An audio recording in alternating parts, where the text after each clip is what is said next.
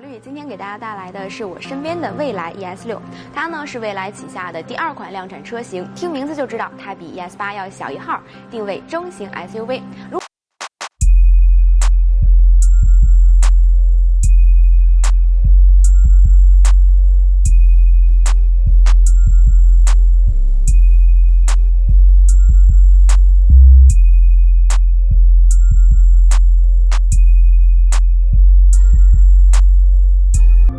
在外观设计上呢，蔚来 ES6还是非常具有辨识度的。它整个给我的感觉就是看起来很前卫、很简约。那车头呢，采用了一个分体式的灯光组合，尤其是上边的小眼睛看起来相当的犀利。来到车侧呢，采用了时下非常流行的隐藏式车门把手以及悬浮式车顶设计。那整个尾部看起来也是相当圆润的，而且呢，它的尾灯采用了立体造型，看起来更加的饱满。坐进车内呢，可以看到它有这种大面积的皮质包裹，让车内呢营造出了不错的豪华感。同时，在配置上，这块9.8英寸的仪表呢，画质还是非常清晰的，而且信息显示的相当直观。那中控屏的尺寸是11.3英寸，在操作的时候呢，它整个反馈速度还是蛮快的，并且界面非常的清晰，逻辑简单，相当容易上手。同时可以看到呢，中控区域呢分布了少量的物理按键，增强了整个科技感。车内的大部分操作呢，都可以通过这块11.3英寸的中控屏来完成。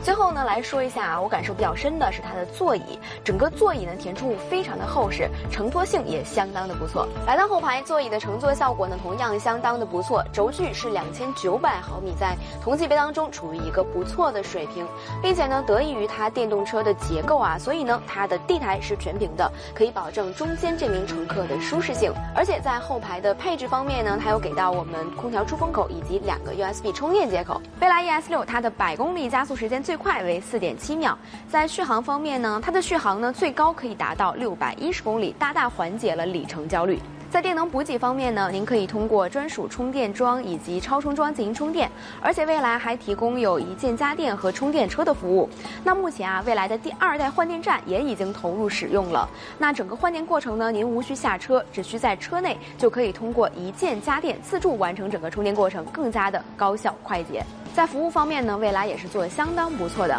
蔚来车主啊，对品牌的超高认可度也经常令人津津乐道。如果说您购买了服务无忧套餐的话，它所提供的维保上门取送车、提供维保代步车，还有上门补胎等等的周全服务，更是其他品牌无法比的。在目前的高端汽车市场领域当中呢，蔚来 ES6 可以说具备着不错的产品实力。价格方面，它的指导价是35.8到52.6万元之间，花这些钱，你可以买到一台加速非常快、颜值很高，而且能够给你带来新鲜用车体验和更加优质服务的新能源 SUV。